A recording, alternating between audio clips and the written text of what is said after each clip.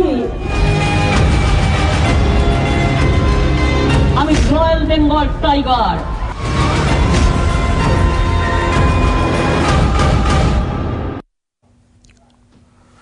नमस्कार, मैं हूं संदीप चौधरी। तो 5 राज्यों में विधानसभा चुनाव मुकम्मल हो गए हैं। वोटों की गिनती का काम कुछ जगह चल रहा है, अभी रुझान भी आ गए हैं, नतीजे भी आ गए हैं, लेकिन 5 राज्यों में अब तस्वीर बिल्कुल साफ हो गई है। और सबसे ज्यादा निगाहें पश्चिम बंगाल पर टिकी हुई थी। वहां तो ऐसा लग रहा था कि कोई विधानसभा चुनाव नहीं, राष्ट्रीय चुनाव हो रहे हैं। और वहां पर एक फ्रेज बड़ा लोकप्रिय हुआ, खेला हो बे। और खेला हो गया है। पश्चिम बंगाल में तृणमूल ने सत्ता की हैट्रिक मार दी है। तीसरी बार लगातार ममता बनर्जी, टाइगर दीदी हम कह रहे हैं, घायल शेरनी, तीसरी दफा पश्चिम बंगाल की मुख्यमंत्री बनने जा रही है। बीजेपी जो ताल ठोक रही थी 200 सीटों की, वो 200 क्या ट्रिपल डिजिट में आने में नाकाम रही है। 215 सीटें तृणमूल के खाते में, 76 बीजेपी। और एक और बड़ा दिलचस्प आंकड़ा है, उसे भी इग्नोर मत कीजिए। वाम खेमा और कांग्रेस 0, सन्नाटा, 0 बटे लड्डू। देश की मुख्य विपक्षी पार्टी 92 सीटों पर उम्मीदवार उतारे, खाता भी नहीं खोल पाई। और वाम खेमा, जिसने पश्चिम बंगाल पर 34 साल लगातार राज किया, 1977 से 2011 तक, वो भी खाता नहीं खोल पाए। तो ये तो पश्चिम बंगाल की तस्वीर। अच्छी खबर नहीं बीजेपी के लिए, दीदी दादा पर हावी रही। उधर असम में बीजेपी के लिए अच्छी खबर आई है। लगातार दूसरी बार सरकार बनाती दिख रही है बीजेपी, 75 सीटों के साथ कंफर्टेबल मेजॉरिटी लेते हुए। और 126 का आधा आप जानते ही हैं, 63 होता है तो 64 हो गया, सिंपल मेजॉरिटी का आंकड़ा। और यह आंकड़ा बीजेपी ने पार कर लिया है। यहां भी कांग्रेस के लिए बुरी खबर। 15 साल राज किया था लगातार कांग्रेस ने असम में, 2001 से 2016 तक। और वहां इस बार भी सत्ता की कुर्सी पर नहीं बैठ पाई है, नाकाम रही है कांग्रेस। अब केरल की ओर रुख करते हैं। केरल की 140 सीटें और वाम खेमा फिर से, असम में जैसे बीजेपी फिर से सरकार बना रही है, केरल में भी वाम खेमा एलडीएफ फिर से सरकार बना रहा है। पिनराई विजयन फिर मुख्यमंत्री बनने जा रहे हैं। और कांग्रेस के लिए यहां भी बुरी खबर। केरल के वायनाड से राहुल गांधी सांसद हैं, खूब प्रचार प्रसार किया। और हर 5 साल में वहां पर सत्ता बदल जाती है, लेकिन सत्ता नहीं बदल पाए राहुल गांधी। सवाल उठेंगे राहुल गांधी पर, कांग्रेस की चुनावी रणनीति पर। देश ऑक्सीजन के लिए चित्कार कर रहा है, लेकिन चुनावी रणनीति की ऑक्सीजन की दरकार हो गई है क्या कांग्रेस को? पहले से ही थी, लेकिन क्या सैचुरेशन लेवल अब कुछ ज्यादा ही गिर गया है? वेंटिलेटर पर जाती दिख रही है क्या कांग्रेस? बीजेपी की थोड़ी बहुत बाँछें जिस भी शरीर के हिस्से में होती हैं, वो खिलती दिखी थी दिन में कि केरल में 4 सीटों पर बढ़त बना ली। पिछली दफा बीजेपी 1 सीट जीतने में कामयाब रही थी, लेकिन खाता भी नहीं खोल पाई केरल में। लेकिन पुडुचेरी में सरकार बनाती दिखेगी, जिस गठबंधन का हिस्सा है। वहीं तमिलनाडु में अन्ना द्रमुक, वहां भी सत्ता बदलती रहती है हर 5 साल में, लेकिन पिछले 10 साल से अन्ना द्रमुक की सरकार थी, इस दफा डीएमके सरकार बना रही है। और यह चुनाव, खास बात यह थी तमिलनाडु में यह चुनाव, पहली बार ऐसा हुआ है कि करुणानिधि और जयललिता दोनों की गैर मौजूदगी में ये चुनाव हुए। तो एक वैक्यूम भी था, लेकिन एम.के. स्टालिन ने करुणानिधि की गैर मौजूदगी को उसकी भरपाई करते हुए साफ दिखे हैं। 145 सीटें 234 में से वो जीतते दिखे हैं।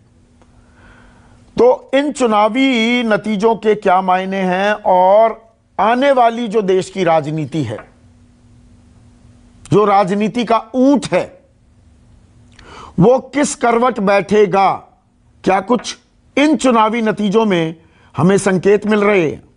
मेरे साथ बीजेपी के वरिष्ठ नेता, देश के सबसे युवा कैबिनेट मंत्री रह चुके हैं और अब बिहार में कैबिनेट मंत्री हैं, स्टार प्रचारक थे इन चुनावों में बीजेपी के, शाहनवाज हुसैन।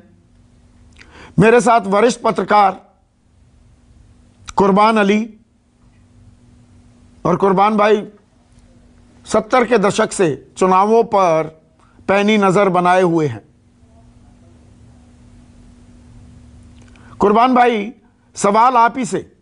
राजेश बादल भी मुझे दिख रहे हैं। राजेश बादल थोड़े बदले बदले क्यों दिख रहे हैं?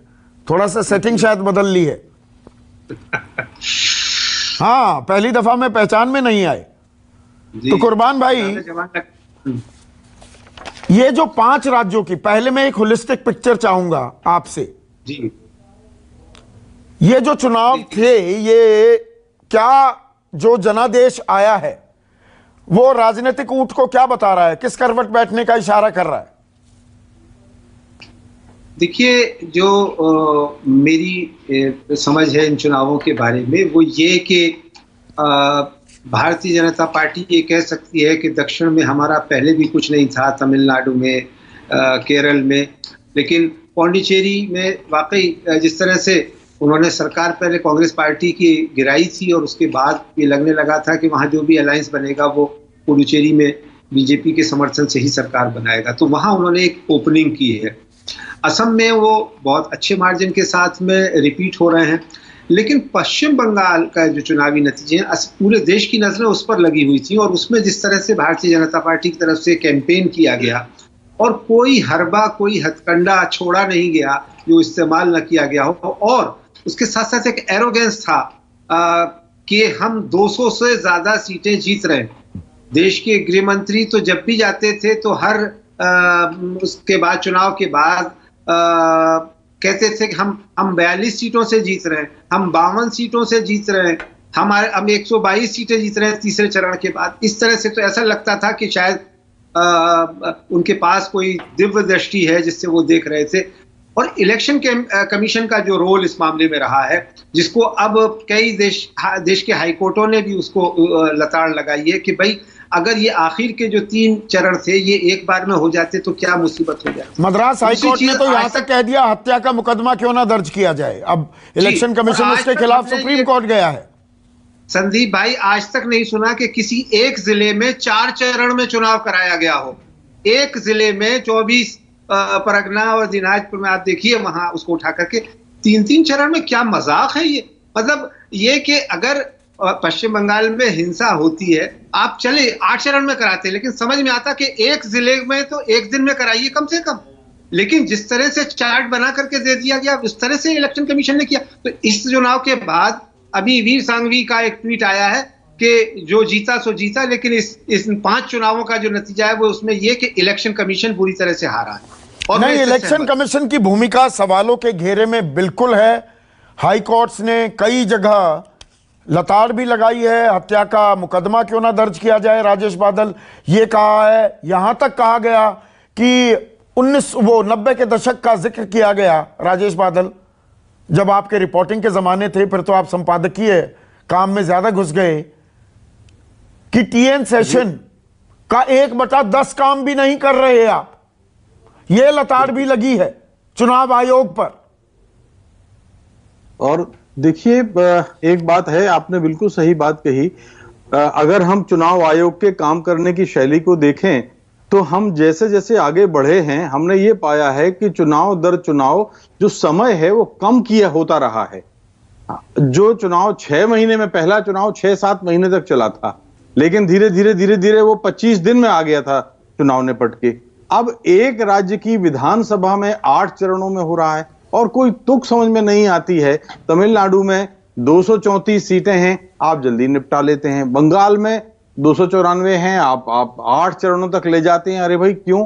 कोई ऐसी नहीं 8 चरण में आप कराइए। कानून व्यवस्था को लेकर आपको आशंकाएं हैं। एक रक्त चरित्र की हम बात करते हैं पश्चिम बंगाल की राजनीति का, लेकिन सवाल यह है कि जो आपने आचार संहिता लागू की, स्टैंडर्ड ऑपरेटिंग प्रोसीजर, ये कोरोना काल में हो रहा था, आपकी आंखें बंद थी क्या? आपको दिख नहीं रहा था कि हजारों लाखों की तादाद में लोग आएंगे, भीड़ इकट्ठा होगी? और जब यह पता लग गया संक्रमण अब फैलने लगा है, बंगाल वेरिएंट भी आ गया, तब भी 3 चरण 4 चरण बचे हुए थे, वो क्लब भी हो सकते थे। ठीक है, बीच चुनाव में आप चुनावों को मुलतवी या टाल नहीं सकते, संवैधानिक प्रावधान है, लेकिन एक साथ तो किए जा सकते हैं। और ये मैं इसलिए कह रहा हूं क्योंकि मैंने बात की मेरे कार्यक्रम में, कृष्णमूर्ति साहब जो कि मुख्य चुनाव आयुक्त रह चुके हैं, उन्होंने कहा टाल तो नहीं सकते, पर 4 चरण को या 3 चरण को एक साथ क्लब बिल्कुल किया जा सकता है। नहीं, मैं टालने की बात नहीं कर रहा हूं। मैं तो ये कह रहा हूं कि जब सारी दुनिया ये कह रही थी कि मार्च अप्रैल में कोरोना का दूसरा चरण काफी भयावह होगा, तो इस चुनाव को 6 महीने आगे बढ़ा सकते थे, 1 साल आगे बढ़ा सकते थे। हमने इसी देश में देखा है, मैंने खुद कवर किए हैं, 90 के दशक में 2-2 साल तक राष्ट्रपति शासन चला है। सामान्य स्थितियों में, सामान्य स्थितियों की बात कर रहा हूं, 2 वर्षों तक राष्ट्रपति शासन चला है। इसी में लोकसभा का कार्यकाल बढ़ा करके 6 साल तक हुआ है और 5 साल भी कर दिया गया है। तो ऐसी सूरत में ऐसी कौन सी वजह थी? जिन राज्यों में मुख्य सचिव काम कर रहे हैं, चुनाव आयोग पहले रिपोर्ट मंगाता है कि भाई आपके राज्य में चुनाव के लायक स्थितियां हैं या नहीं। तो ऐसा कौन सा दबाव था कि उन राज्यों के मुख्य सचिव ने चुनाव आयोग को चुनाव की रिपोर्ट भेजी? उनको तो खिलाफ रिपोर्ट भेजनी चाहिए थी कि जी इस राज्य में आपातकाल लगा है, हम चुनाव नहीं करा सकते। तो चुनाव तो हो गए, चुनाव आयोग हार गया क्या? ममता बनर्जी भी हार गई हैं। आप कहेंगे अरे 215 सीट बता रहे हैं, जीत की हैट्रिक बता रहे हैं नंदीग्राम से। अब इस खबर की तस्दीक हो गई है, 1700 से ज्यादा मतों से शुभेंदु अधिकारी ने ममता बनर्जी को हरा दिया है। अब मुख्यमंत्री तो वही बनेंगी, दूसरी सीट से लड़ लेंगी, लेकिन जो जीत के स्वाद का जो मिठास था, यह हार क्या थोड़ी कड़वाहट छोड़ जाएगी? यह भी अपने आप में एक सवाल है। शाहनवाज हुसैन 200 की ताल ठोक रहे थे, लेकिन 76 पर रह गए। पर क्या यह कॉन्सोलेशन कि ममता हार गई नंदीग्राम से, यही मुस्कुराने की वजह बन जाएगी क्या आपके लिए? भूल गए हैं कोरोना काल में डिबेट के बीच में भी बहुत से काम करने होते हैं, किसी की मदद करनी होती है, किसी की चिंता करनी होती है। लेकिन 2-3 महीने बाद मैं आपके डिबेट में सुबह आया था और सोचा कि शाम भी आज आपके साथ ही डिबेट में बिताई जाए। मैं इतना जरूर कहता हूं कि भारत के इतिहास में पहली बार होगा कि जैसे हमारे यहाँ धूमल जी जो मुख्यमंत्री के उम्मीदवार थे, वो खुद चुनाव हार गए, तो नैतिक आधार पर उन्होंने मना किया कि हम मुख्यमंत्री के उम्मीदवार नहीं हैं, क्योंकि वो पार्टी जीत गई थी। लेकिन पार्टी को उन्होंने जिता दिया, खुद हार गए। मैंने आज बड़े बड़े नेताओं से गूगल किया, कुछ मिला नहीं, लेकिन जो पुराने दूसरे दल के भी नेता हैं, जो हमारे दोस्त हैं, बूढ़े पुराने नेता, उनसे फोन करके पूछा कि क्या भारत की राजनीति में, मेरे ध्यान में नहीं है, कुर्बान भाई के ध्यान में हो, कि कोई ऐसा मुख्यमंत्री जो अपना चुनाव नहीं जीत सकता, क्या उसने कभी ओथ लिया है हारने के बाद? यानी हारने के बाद दूसरे ने ले लिया या उनके किसी परिवार के व्यक्ति ने ले लिया। जिस ममता जी को बंगाल की ही जनता ने, एक क्षेत्र की जनता ने विधायक नहीं बनाया, तो क्या ऐसा कोई मिसाल है? पर उन्होंने अपनी पार्टी को 215 सीटें दिलवाई। हाँ हो ही ना सर, मेरी बात चौधरी हाँ जी, हाँ मैं सुन रहा हूँ। मेरी बात बहुत, मैं तर्क से बात करूंगा, मैं कोई आज कोई कुतर्क के लिए नहीं बैठा हूं मैं। हाँ। मैंने तो हिमाचल का मिसाल देकर और आप ये चर्चा शुरू की। तो ये देखिए, हमें आप, ठीक है हम जानते हैं कि आप बड़े दिल के इंसान हैं, लेकिन इतने तंग नजर ना होइए, इतने तंग दिल मत होइए कि 3 MLA की पार्टी अगर आपके स्क्रीन पर 76 दिखाए तो उसकी भी आलोचना शुरू हो जाए। आलोचना? हम, हाँ, कि साहब आप बड़े दावे कर रहे थे, तो दावा क्या करते? ये आलोचना है कि सवाल है? नहीं, सवाल ही ले लीजिए। हाँ, तो ये आजकल क्या हो गया है आप लोगों को? हाँ, कोई सवाल पूछना भी आलोचना लगने लगती है। अच्छा, विवेचना मान लेते हैं आपकी, मतलब कि 3 से 76 आ गए, इसमें कोई गीत गाने लगूं मैं? नहीं, गीत मत गाइए, लेकिन हाँ। इतना ध्यान रखिए कि आपने कहीं देखा है 3 MLA की पार्टी इतनी तेजी से आगे बढ़ी हो? जो 3 विधायक की पार्टी है वो करीब 80 पहुंची हो। तो इसके लिए थोड़ी तो आप हमें, ममता जी को ने परफॉर्म, मैं तो जब आप दावे करते हैं उसे बड़ी गंभीरता से लेता हूं। आप लगातार हर चरण के बाद दावे ठोके जा रहे थे। कहा जा रहा था 200 पार, 2 मई ममता गई। जी, हाँ, वो तो हम क्या कहते हैं, 2 मई ममता जी आने वाली हम क्या कहते हैं? हम नहीं, हम सिर्फ 70 सीटों पर जीतने वाले हैं। जब आप एग्जाम देते हैं चौधरी जी, आप तो बहुत बड़े कॉलेज में पढ़े हैं। हाँ। मैं तो उतने बड़े कॉलेज में नहीं पढ़ा। हाँ। आप ये बताइए, आप जब तैयारी करते हैं तो क्या कहते हैं कि नहीं हम 80 नंबर तक लाएंगे? तैयारी तो पूरी की हमने, नंबर जितने आए उसके लिए तो हमें बंगाल की जनता का साधुवाद है कि मुख्यमंत्री के उम्मीदवार को हरा दिया, हमें 80 के करीब सीट दे दी। इससे 76 आई, 200 का दावा था, 40% से कम आया। कंपार्टमेंट आ गई आपकी, एग्जाम में कंपार्टमेंट आ गई।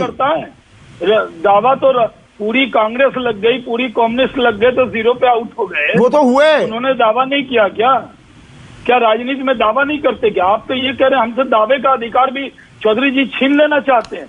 हम कोई भी चुनाव में जाएंगे तो दावा करेंगे। नहीं, ये सिर्फ दावे की बात नहीं है शाहनवाज हुसैन, स्केल पर जाएंगे। देखिए, आप युवा हैं शाहनवाज भाई, सुनिए तो, आप युवा हैं पर आपका तजुर्बा असीम है राजनीति का। ये सिर्फ दावों का खेल नहीं है। जो पश्चिम बंगाल में हुआ, and correct me if I am wrong, ये साधारण विधानसभा चुनाव नहीं थे। ये ऐसा लग रहा था कि राष्ट्रीय चुनाव हो रहे हैं। बच्चा बच्चा देश का जंगल महल कहाँ है, बर्धमान कहाँ है, पूर्वी पश्चिमी मेदिनीपुर में फर्क जान गया, मुर्शिदाबाद मालदा जान गया, सिलीगुड़ी जान गया। ये पूरा इतिहास समझ गया पश्चिम बंगाल का। ये कोई राष्ट्रीय चुनाव से कम नहीं था। जी जी जी, जब भी कोई चुनाव होता है, चाहे बिहार का हुआ हो या गुजरात का चुनाव हुआ हो, हर कोई जानते हैं वहां भी अब जो चुनाव होता है, पहले दूरदर्शन हुआ करता था और बीबीसी, कुर्बान भाई जब बीबीसी में होते थे तो वो हुआ करता था। अब इतने चैनल हैं और संदीप चौधरी जी की इतनी तकरीरें होती हैं कि वो लोग जानेंगे ही। हम अगर नहीं भी जाएं तब भी आप हमें जना देंगे, और मेहनत करें तब भी लोग जान जाएंगे। अब मीडिया पूरा जाता है, हम क्या करते हैं, पकड़ पकड़ के ले जाते हैं कि आप सब जाते हैं, लाइव लगाते हैं। अब पहले एक ना वो उसमें इंटरव्यू की एक गाजर होती है ना, वो गाजर लटकाई होती है कि इंटरव्यू देंगे, आइए साथ में। मैं आपको कह रहा हूँ कि अब जो भी चुनाव होता है वो बड़ा महत्वपूर्ण होता है। हाँ। मैं कश्मीर के चुनाव में था, वो लोकल बॉडी का चुनाव था, लेकिन लोग जान गए कि नहीं। हाँ। कहाँ है कुलगाम, कहाँ है बडगाम, कहाँ है श्री गुप्पारा, ये सब जान गए कि नहीं। तो कहाँ है पेम्पोर, ये मैं भी इतना नाम थोड़ी जानता था। हाँ। जब मैं भी उस चुनाव में 40 दिन रहा, हमारे और नेता गए तो उसकी भी चर्चा हो गई। हाँ, पेम्पोर का केसर बहुत बेहतरीन था। आप गए भी ऐसे टाइम पे थे, केसर की खेती शुरू हो रही थी बस। जी जी, वहाँ शुरू हो रही थी। हाँ। वो उग रही थी, बड़े खेत बड़े गुलाबी नजर आ रहे थे। हाँ। जी, और मैं आपको बता दूं चौधरी जी कि आजकल हर चुनाव महत्वपूर्ण है, लोकल बॉडी का चुनाव हो या देश का चुनाव। तो अब सवाल उठने लगेंगे। आपने इतना बड़ा बना दिया चुनाव, बहुत सारी चीजें हैं, बहुत सारे सवाल जो केंद्र सरकार से नहीं पूछे जा रहे थे, अब खुलकर पूछे जाने लगेंगे क्या? मैं गंभीर सवाल पूछ रहा हूं आपसे अब शाहनवाज भाई। मैं भी गंभीर जवाब दे रहा हूं। आज मैं कोई आपसे जो भी जवाब दूंगा, मैं जानता हूं हाँ। बहुत एक्सपीरियंस लोगों के वो एक अदालत वाली चर्चा होती है ना, वैसे एक व्यक्ति पूछता है। यहाँ तो 3 बड़े लोग हैं जो हम जब छोटे थे युवा मोर्चा में थे तो कुर्बान भाई को मिलकर खुश हो जाते थे। तो बड़े सीनियर लोग हैं, राजेश बादल जी हैं, आप भी सीनियर हैं, मैं जानता हूं। मैं खुद नहीं शाहनवाज भाई, आप सॉफन अप कर रहे हैं कुर्बान भाई और राजेश भाई की तारीफ करके कि अरे ज्यादा लंबे चौड़े तीखे सवाल मत पूछना। अभी एकदम तीखा कीजिए, दुश्मन की तरह व्यवहार कीजिए। मैं आपको ऑफर करता हूँ, खुद को टेंडर करता हूँ। कुर्बान भाई बीच में कुछ बोल रहे हैं, 1 मिनट शाहनवाज भाई। कुर्बान भाई हमारे बड़े अजीज दोस्त हैं और बड़ी मोहब्बत है हमें इनसे और ये हमसे करते हैं, लेकिन इन्होंने कुछ सवाल उठाए वो मैं उसके बारे में बताना चाहता हूं कि बीजेपी जब 2 सांसदों की पार्टी थी और 89 सीटें जीत करके आई थी 89 में, तब अटल जी चुनाव नहीं जीते थे, लड़े नहीं थे लोकसभा का। 2 से 89 सीट लोकसभा में आप आए थे, 1, और पश्चिम बंगाल में आप 3 से 76 आए हैं। तो ये कोई मतलब बड़ी बात है, मगर तो बहुत अजूबे वाली बात भी नहीं है। दूसरी चीज कि आपने नैतिकता का सवाल उठाया। भाई जो यूपी के मुख्यमंत्री हैं योगी आदित्यनाथ जी, वो किस सदन के सदस्य हैं? वो कहां से मुख्यमंत्री बने हैं? विधान परिषद के रास्ते से। नीतीश कुमार साहब और उनके उप मुख्यमंत्री सुशील कुमार मोदी साहब 2-2, 3-3 चुनाव लड़ने के बाद भी विधान परिषद से आते हैं। मैं एक जो नैतिकता का सवाल है, प्रधानमंत्री नरेंद्र मोदी जब पहली बार गुजरात के मुख्यमंत्री बने सीधे दिल्ली से गए। चुनाव हार जाए उसको नहीं होना चाहिए सीधे रास्ते से, ये नैतिकता का सवाल है। और इस पर लेकिन परंपराएं वैसी रही होती। 10 साल मनमोहन सिंह राज्यसभा के सदस्य रहते हुए प्रधानमंत्री रह करके चले गए, किसी ने उनसे ये सवाल नहीं किया। नहीं किया गया, सवाल किया गया कुर्बान भाई, बीजेपी ने बहुत बार सवाल किया। प्रेस कॉन्फ्रेंस में तो उन्होंने कहा उसके लिए आपको संविधान में संशोधन करना पड़ेगा। हाँ। अब जब संविधान में ये प्राविधान है और जिसका फायदा आप भी उठाते रहे हैं, आपने अगर पार्टी विद डिफरेंस कहते हैं, अगर ऐसी परंपराएं डाली होती तो नहीं, पर सवाल तो वाजिब है। देखिए कुर्बान भाई, 1 मिनट शाहनवाज भाई, मैं आ रहा हूं आपके पास। शाहनवाज भाई, विजय मिश्रा भी हैं तृणमूल कांग्रेस के प्रवक्ता। शाहनवाज भाई होल्ड योर हॉर्सेस। लाइन में जवाब, ये बात लोग हट जाएंगे टीवी, नहीं हटेंगे।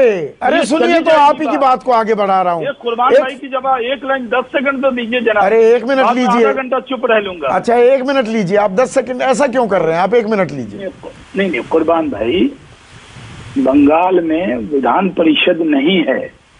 नीतीश कुमार जी चुनाव नहीं लड़े थे, विधान परिषद से आए, और यूपी में भी विधान परिषद है।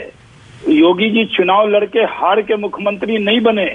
मैं एक सवाल उठाया कि भारत की राजनीति में, मुझे आप करेक्ट कर दें, कोई ऐसा मुख्यमंत्री है जो चुनाव हार जाए और फिर दूसरे दिन ओथ ले ले? मैं ये सवाल उठाया।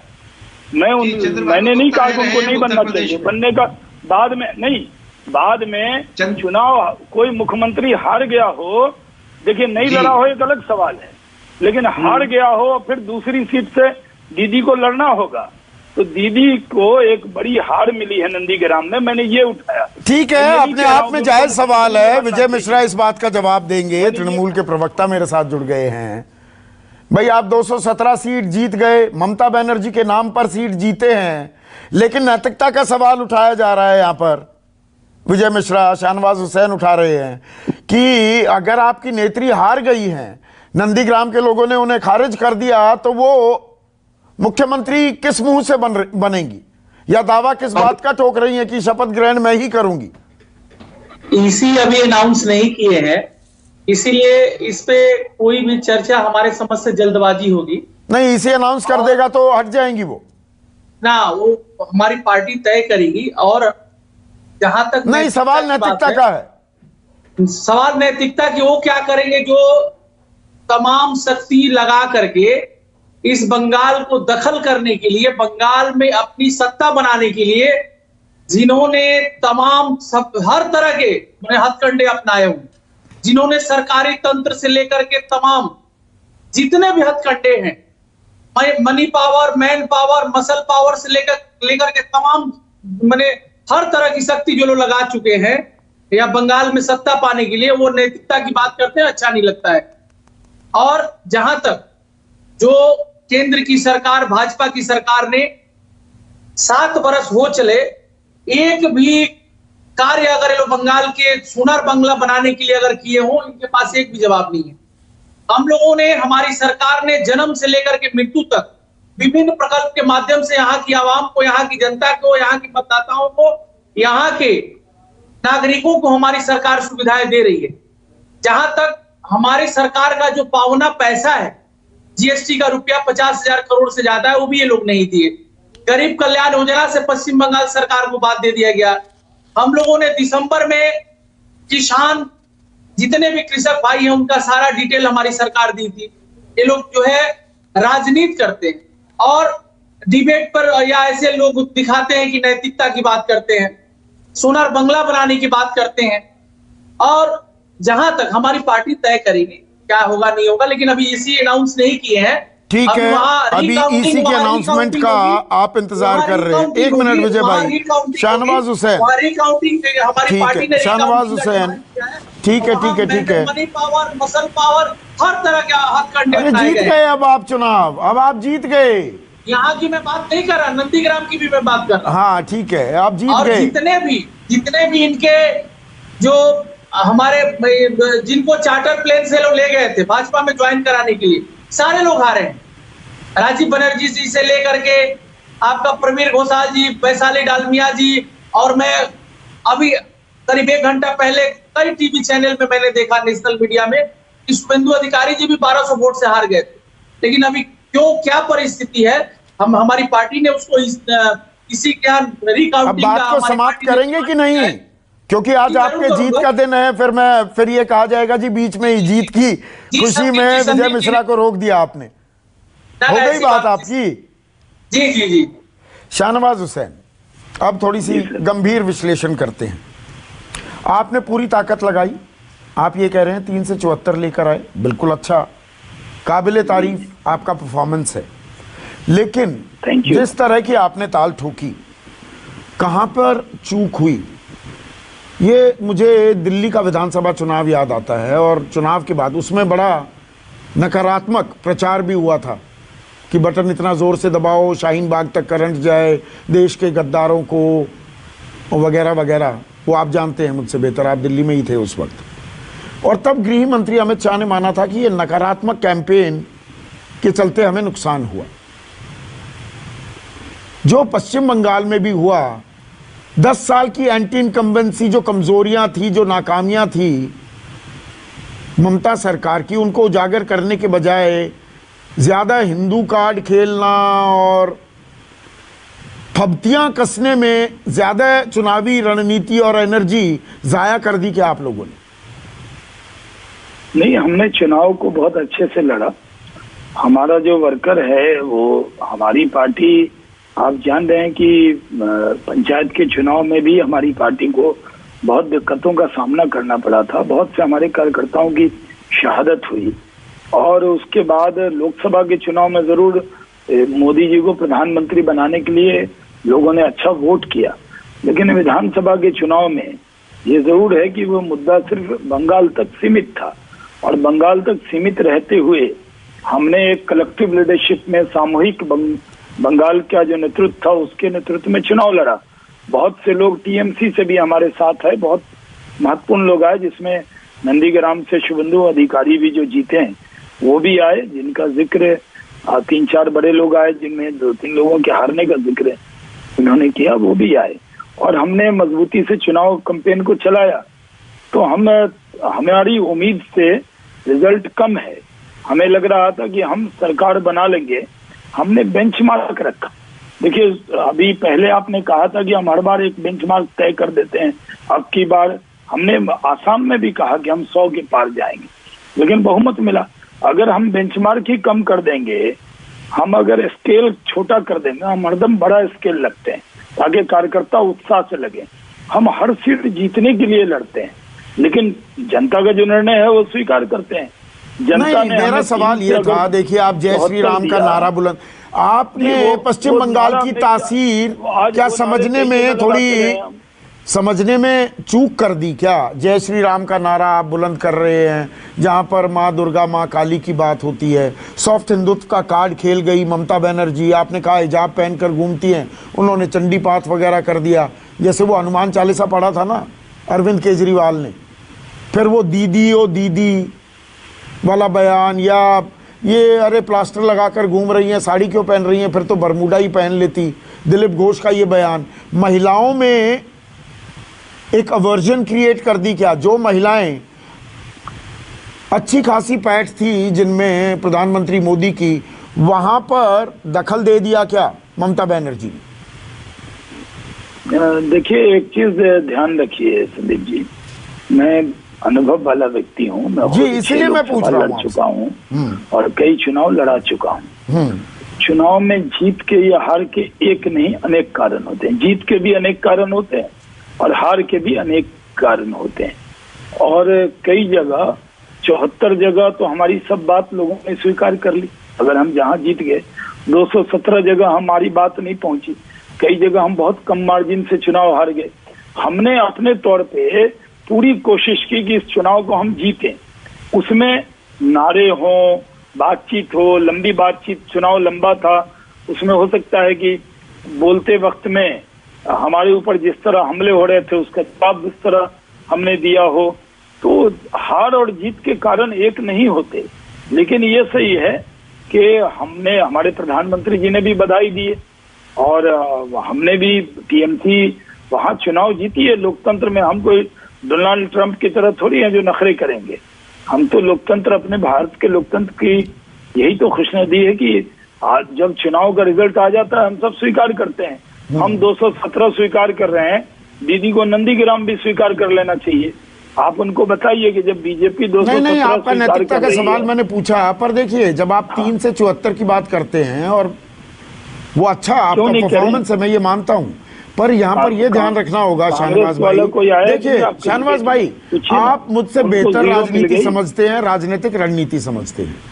मुझे ये बताइए, 3 से 74 गए, काबिले तारीफ है, पर यहाँ ये नहीं भूल सकते कि 2019 के लोकसभा चुनाव में जब आपने 18 सीटें जीती तो आपने 121 विधानसभा सीटों पर बढ़त बनाई हुई थी। सही, बहुत वाजिब सवाल है। 121 के आप 74 पर रह गए, जबकि वो पूरी तृणमूल आपने तोड़ ली, शुभेंदु अधिकारी और न जाने किस किस को लेकर भी आए आप। 4 सांसद खड़े किए और वो हार गए, विधानसभा के लिए खड़े किए। देखिए संदीप जी, लोकसभा के चुनाव में लोग वोट डालने जा रहे थे कि मोदी को प्रधानमंत्री बनाना है, सब जिससे पूछिए। और कई जगह मैं उम्मीदवारों को जानता हूं कि जिसने उम्मीद की हो कि 10,000 से जीतेंगे, वो 2 लाख 3 लाख से भी जीता। जो मुकाबले में नहीं दिख रहा था वो भी जीता, क्योंकि पब्लिक ने ठान लिया था कि नरेंद्र मोदी उनको चाहिए प्रधानमंत्री के तौर पर, तो मोदी जी के नाम पर वोट हुआ। लोकसभा के चुनाव में बगल में, जहां से बिहार को मैं रिप्रेजेंट करता हूं, आजकल मंत्री हूं, वहां भी हमें 40 में 39 मिली, सिर्फ एक किशनगंज की सीट नहीं मिली। लेकिन जब विधानसभा के चुनाव आए तो उसके मुद्दे अलग होते हैं, पंचायत तो वही तो सवाल, ये चिंता का सबब है क्या आपके लिए? 40 में से 39 सीटें जीतते हैं आप बिहार में, और बिहार की 243 सीटों में आप 125 पर सिमटते हैं, चाहे बहुमत था वो, पर कम कितनी हो रही है, ये चिंता का सबब है क्या? वो देखिए, अगर लोकसभा का लोकसभा से कंपेयर करें तो चलेगा, लोकसभा का चुनाव विधानसभा से कंपेयर नहीं हो सकता। जहां जहां हम लोकसभा में बहुत अच्छा कर भी रहे हैं, या लोकसभा और विधानसभा के मुद्दे एकदम अलग होते हैं, और हमारे यहाँ तो लोकसभा एकदम अलग था। यानी मोदी जी को प्रधानमंत्री बनाना है, इसके लिए सिर्फ प्यार नहीं था, नहीं, देखिए, जुनून में अब मैं आखिरी सवाल अभी के लिए आपसे आखिरी सवाल पूछ रहा हूं शाहनवाज भाई, अगर आप जीत जाते, अगर हाइपोथेटिकल सवाल है, आप कह सकते हैं कि अरे इसका क्या मतलब है, पर मैं पूछ रहा हूं आपसे, अगर आप पश्चिम बंगाल जीत जाते तो कोरोना की कुप्रबंधन कोई सवाल नहीं जी। देखिए, हम पश्चिम बंगाल जीत गए, हम कोरोना से अच्छा लड़ रहे हैं, हमने बिल्कुल ठीक किसान कानून हम लेकर आए हैं, देश में कोई दिक्कत नहीं है, ये नैरेटिव होता कि नहीं होता? नहीं, नहीं, मैं अभी भी कह रहा हूँ कि हम आसाम जीते हैं, पुडुचेरी में परफॉर्म अच्छा किया है, तमिलनाडु में भी हमारे गठबंधन ने परफॉर्म किया, लेकिन हम ये मानते हैं कि बहुत बड़ी महामारी है। मैं आपके बीच में एक तस्वीर ने विचलित किया, सुशील मोदी जी अपने भाई को अग्नि दे रहे हैं किट पहन के, तो वो किसी ने भेजा, मैंने वो देखा तो मुझे विचलित किया कि उनके छोटे भाई का देहांत हुआ कोरोना काल में।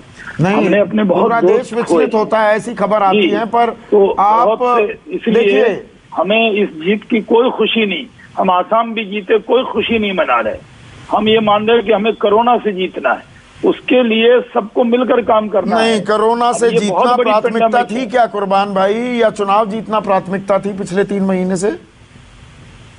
देखिए, ये तो बहुत स्पष्ट है, अब उसमें मुझे और आपको कुछ कहने की जरूरत नहीं है। वो तो जो हाई कोर्ट और सुप्रीम कोर्ट कह रहे हैं वो अपने आप में एक तस्वीर बयान कर रहे हैं।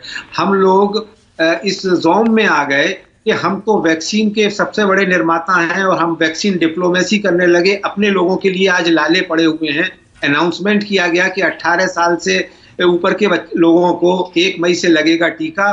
दिल्ली में 2-4 प्राइवेट अस्पतालों को छोड़ दीजिए, कहीं नहीं लग पा रहा है। और 14 राज्यों में वैक्सीनेशन शुरू ही नहीं हुआ है कल, 14 राज्य हैं।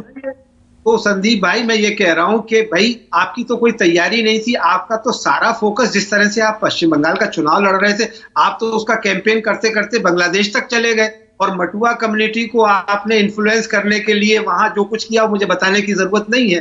तो सवाल ये है, और बंगाल में भी जब ये बात कही जा रही है कि भाई बागरी के 3 चरण एक जगह कर दिए, जबकि चुनाव आयोग ने खुद वो जो कैंपेन टाइम था उसको कर्टेल किया, तो आखिर क्या वजह थी? यानी पूरे हिंदुस्तान के लोगों को और खास करके बंगाल के लोगों को जितना वल्नरेबल बनाया जा सकता था इस कोरोना काल में पूरी तो तरह से अकेले बीजेपी जिम्मेदार है, या आज जब विजय के बाद, चुनावी जीत के बाद मीडिया को संबोधित कर रही थी कुर्बान भाई ममता बनर्जी, उन्होंने कहा कि देखिए अब कोरोना हमारी प्राथमिकता है और फ्री वैक्सीनेशन के लिए मैं धरने पर भी बैठूंगी।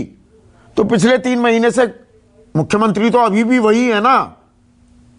कोलकाता में संक्रमण की दर ऐसी कि हर 2 आदमी जिनका टेस्ट हो रहा है 1 आदमी पॉजिटिव मिल रहा था, पर वो रडार पर था कोरोना किसी के भी।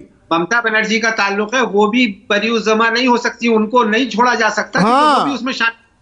लेकिन सवाल यह है कि हमारी केंद्र की सरकार क्या कर रही थी, और बंगाल को 1 मिनट छोड़ दीजिए कि पूरे देश को जिस तरह से आपने आज जो हालात हैं दिल्ली के, पूरी दुनिया का मीडिया उठा करके देखिए आप, क्या तस्वीरें आ रही हैं कि शमशान में जो है जलाने के लिए वक्त नहीं मिल रहा है, उसके लिए नहीं, वहां भी वेटिंग है, मतलब बिस्तर ऑक्सीजन के लिए तो वेटिंग है, यहां तो अंतिम संस्कार की वेटिंग हो गई है जी। तो फिर और काला बाजारी 30-40 हजार रुपए लिए जा रहे हैं 4,000 रुपए की लकड़ी के। इसके लिए कौन जिम्मेदार? कोई जिम्मेदारी तो लेगा ना। हमने पिछले 1 हफ्ते में प्रधानमंत्री का कोई बयान नहीं सुना, उन्होंने देश को संबोधित किया, क्या कह के गए मेरी समझ में नहीं आया। और उसके बाद से अब तक इस कोरोना क्राइसिस को रोकने के लिए क्यों आज आर्मी हमारी है इतनी बड़ी, उसको क्यों नहीं कहा जा रहा है? ये क्या ये वॉर लाइक सिचुएशन नहीं है? और क्या इसमें आर्मी का इस्तेमाल नहीं किया जाना चाहिए अपने लोगों को बचाने के लिए? कुर्बान भाई, जो मैं कार्यक्रम करता हूं अपना, सबसे बड़ा सवाल ये, मैं अब से नहीं 3 हफ्ते से ये सवाल उठा रहा हूं, जब हमारे संविधान में, आईन में article 352, article 356, article 360 internal disturbance हो, प्रेसिडेंट रूल हो, फाइनेंशियल इमरजेंसी का प्रावधान है, नेशनल हेल्थ इमरजेंसी क्यों नहीं लगाई जाती? बिल्कुल एक सेंट्रल कमांड अथॉरिटी क्यों नहीं है? इसकी टोपी उसके सर चल रही है लगातार। वही तो, आज चुनाव की चर्चा तो खत्म हो जाएगी, लेकिन कल से फिर ये सवाल पूछे जाएंगे। और माफ करें मुझे शाहनवाज हुसैन साहब, कि ये इसको डिफेंड करना ये इनडिफेंसेबल है कि जिस तरह से केंद्र सरकार ने काम किया। प्रधानमंत्री ने कहा साहब वो दिए जलाइए, बर्तन बजाइए, और उनके मंत्री कहते हैं गो कोरोना गो गाइए तो इससे कोरोना भाग जाएगा, या किसी का गोबर लगाइए तो उससे कोरोना दूर हो जाएगा। ये साइंटिफिक टेम्परामेंट की बातें हैं किसी 21वीं सदी में हम या किसी भी देश की? ये देखिए, जब राजनीति की बात होगी ना राजेश बादल, ये राजनीतिक आरोप प्रत्यारोप में ही तो मैंने आज कार्यक्रम किया कि चुनाव तो लड़ लिए, अब कोरोना से लड़ोगे। ये सिर्फ बीजेपी के नेताओं की बात नहीं है, बहुतेरे नेता जी ये बीजेपी का वैक्सीन है, हम नहीं लगाएंगे। देखिए ये काम भी हुए हैं। हमने तैयारियां कहां की? चुनावी तैयारी, चुनाव की बीमारी है इस देश को। कोरोना से लड़ने के लिए रणनीति नहीं बनेगी, चुनाव के लिए बड़े बड़े रणनीतिकार बैठेंगे।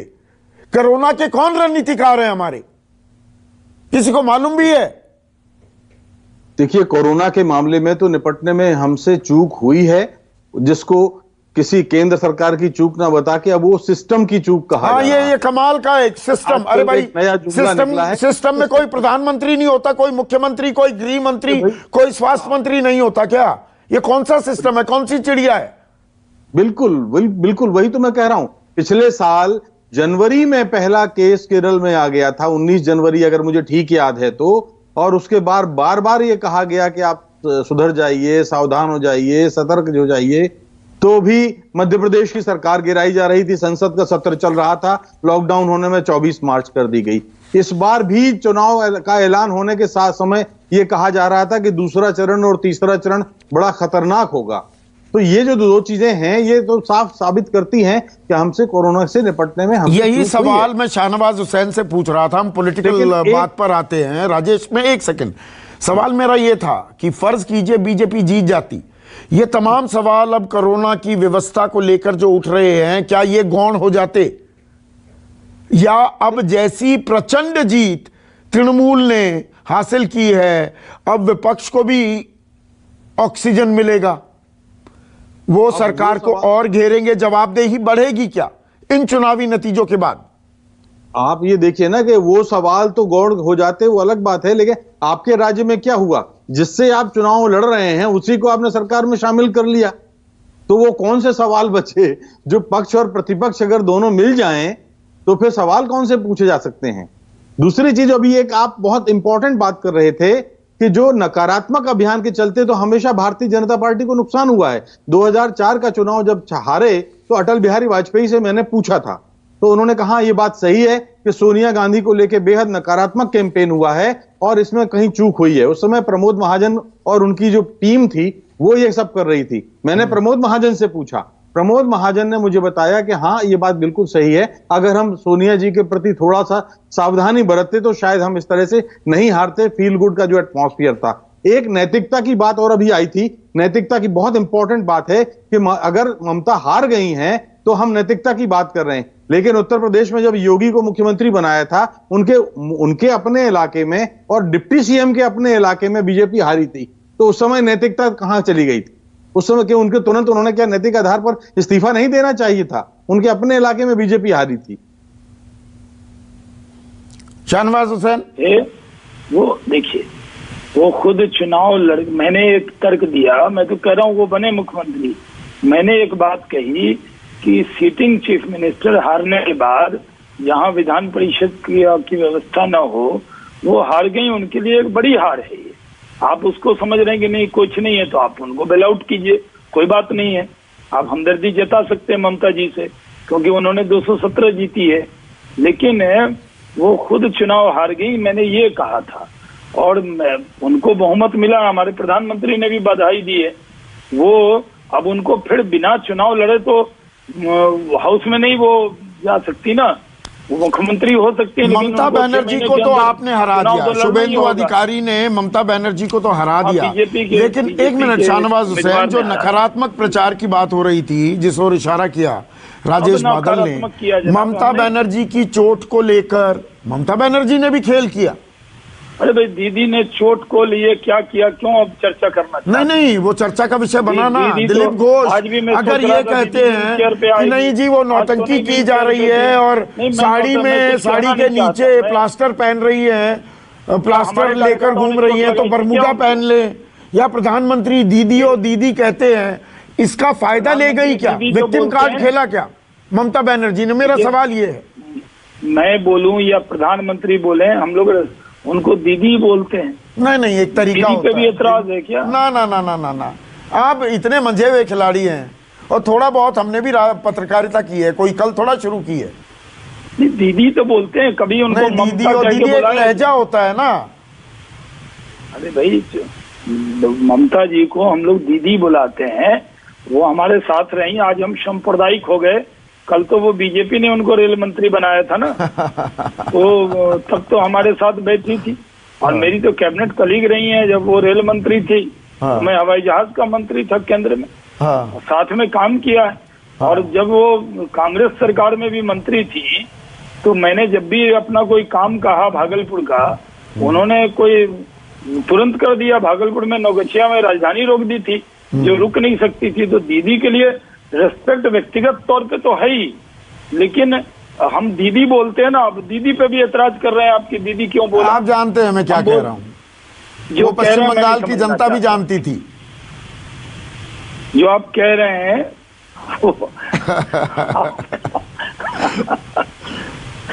चौधरी जी, हम समझ रहे हैं कि आप क्या कहना चाहते हैं, और मैं आपकी बातों के जाल में नहीं फंसने वाला। विजय मिश्रा, आप रिस्पॉन्ड कर रहे थे, आप कुछ कह रहे ना। शहनवाज हुसैन बोल रहे हैं, क्या बंगाल की संस्कृति में या हमारे देश की संस्कृति में दीदी ओ दीदी, कोई भी संबोधन टोंटिंग करना ये अच्छा है क्या? और खास करके एक महिला जो मुख्यमंत्री है, बोला सकता है जी ना, टोंटिंग अंदाज बोलने का अलग अलग होता है।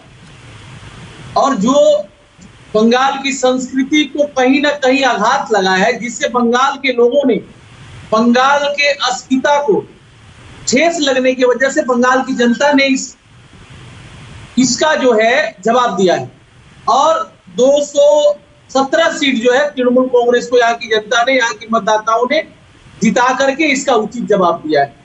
और टोंटिंग में किसी को भी संबोधन करना यह उचित नहीं है। हमारी संस्कृति, हमारा संस्कार टोंटिंग में नहीं सिखाते।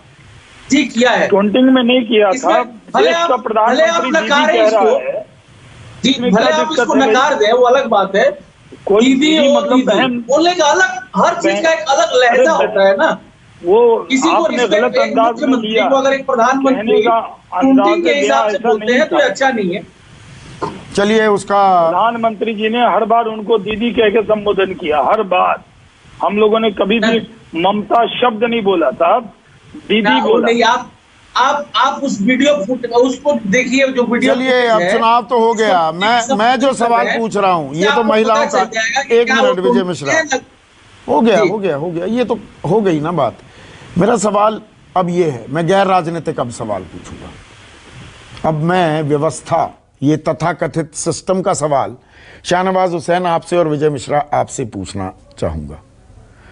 अब हो गया ना चुनाव, दिल भर गया कि नहीं आप लोगों का? हो गई चुनावी हार जीत। अब कोरोना से लड़ेंगे, लड़ोगे आप कोरोना से शाहनवाज भाई? जरूर लड़ेंगे। हम लोग तो रास्ते पे उतरे हुए हैं और दिन रात एक करके लड़ेंगे यहाँ के लोगों की सेवा के लिए। शाहनवाज भाई, देखिए चौधरी जी, आप सारा इल्जाम चुनाव आयोग निर्णय करता है, आप ऐसे इल्जाम लगा रहे हैं जैसे वो बीजेपी की शाखा हो। हम चुनाव आयोग मार्स में थोड़ा बैठा है, मंगल ग्रह पे बैठा है। सुनिए सही, जब चुनाव हुआ, अगर वो चुनाव लेट हो जाता या वहाँ चुनाव का कोरोना की वजह से टाल देते तो कितना बड़ा हंगामा दीदी कर देती। तो चुनाव हो गया, कोरोना से तो लड़ ही रहे हैं, ये बहुत बड़ी महामारी है, हमें मिलकर लड़ना है। जब संक्रमण फैल गया था, 3 दौर का 4 दौर का मतदान बचा हुआ था, वो एक साथ क्लब नहीं हो सकता था। तो क्या अभी बीजेपी करती है चुनाव आयोग करता? वो सवाल मैं वही कह रहा हूँ। अरे इसी देश के वासी है ना, यहीं की संस्थाएं हैं। कह रहे हैं क्या कोई एक मार्च पर बैठा है, एक यूरेनस पर बैठा है, एक सैटर्न पर बैठा है? नहीं चौधरी साहब, ये आप ये कह रहे हैं क्या कि चुनाव आयोग की तरफ से मैं जवाब दूं? चुनाव आयोग ने जो जो नियम हम पर लगाए हमने उसको कबूल किया, चुनाव आयोग ने जो कहा हमने उसको माना, और हम ये मानते हैं कि लोकतंत्र इतना शक्तिशाली है चुनाव आयोग। अरे साहब, संवैधानिक संस्था है। कह रहा है कि जैसा चुनाव आयोग TN सेशन चलाते थे जब वो मुख्य चुनाव आयुक्त थे, उसका 1/10 भी नहीं कर रहा चुनाव आयोग। वो अपनी अपनी राय होती है, मैं उस पर कोई टिप्पणी हाईकोर्ट पे या चुनाव आयोग पे नहीं करना चाहता। संवैधानिक संस्थाएं हैं। मैं इतना कह रहा हूं कि हमें कोरोना से मिलकर लड़ना है, बहुत बड़ी चुनौती है। चौधरी जी आप अपना ख्याल रखिए। अच्छा, वो इसलिए नहीं, अब लड़ेंगे ना, मतलब अब लड़ेंगे, अभी तक नहीं लड़ पाए क्योंकि चुनाव आयोग ने चुनावों की घोषणा कर दी। कैसे ऑक्सीजन पहुंचे, कैसे दवा पहुंचे, कैसे दुनिया से मदद मिले, दिन रात प्रधानमंत्री लगे हुए हैं, 24/7 इसी पे लगे हुए हैं। आप कहेंगे तब हम लगेंगे, ऐसा मत समझिए। नहीं, अभी लगे हैं इसमें, हमारे देश ने देखा है ना, कितनी रैलियां की प्रधानमंत्री ने, 21 रैलियां की ना, 60-70 रैलियां गृह मंत्री अमित शाह ने की। देखिए रैली का कितनी बैठक की कोरोना को लेकर पिछले 2 महीने में, कितनी बैठक की? रोज घंटों बैठक हो रही है। क्या नहीं, अभी की बात कर रहे हैं ना, जब चुनावी प्रचार 18 अप्रैल से पहले बताइए, 18 अप्रैल से पहले, 1 मार्च से 18 अप्रैल तक कितनी बैठकें हुई?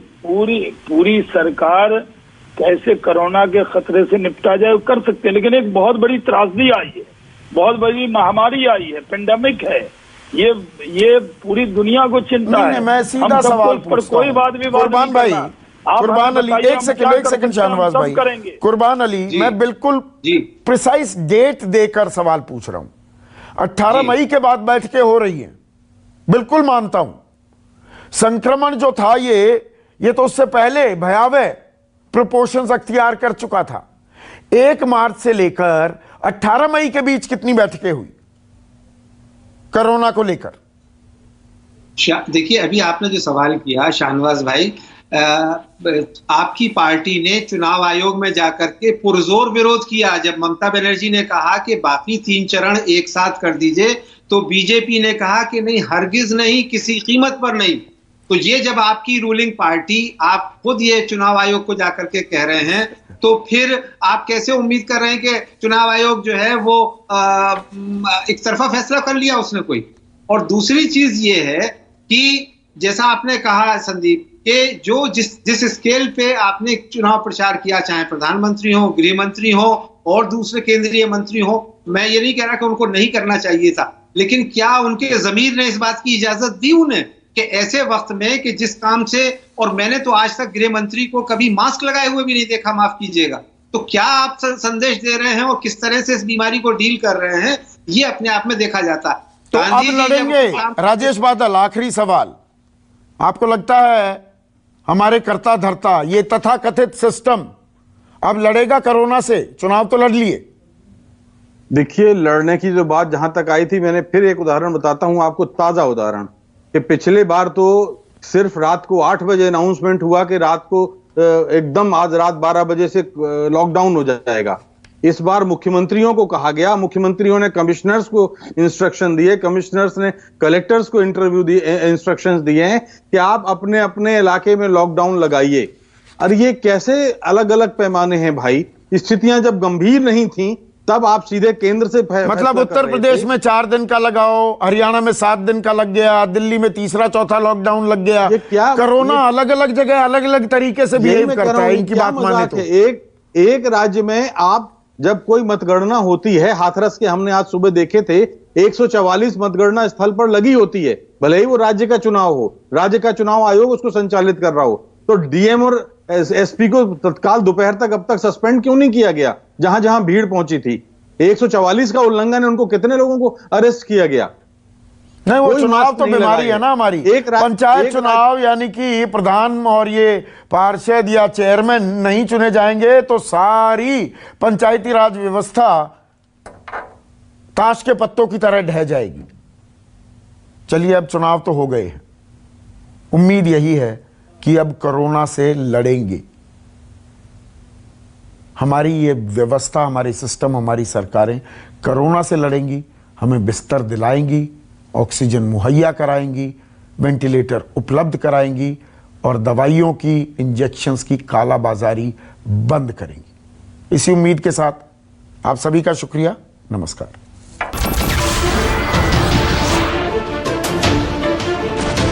नमस्कार, मैं हूं संदीप चौधरी। अगर आपको ये वीडियो पसंद आया हो तो इसे लाइक और शेयर जरूर करें, और हां, हमें सब्सक्राइब और फॉलो करना ना भूलें ताकि आप देश और दुनिया की कोई खबर मिस ना करें। तो जुड़िए हमारे साथ और देखते रहिए News 24।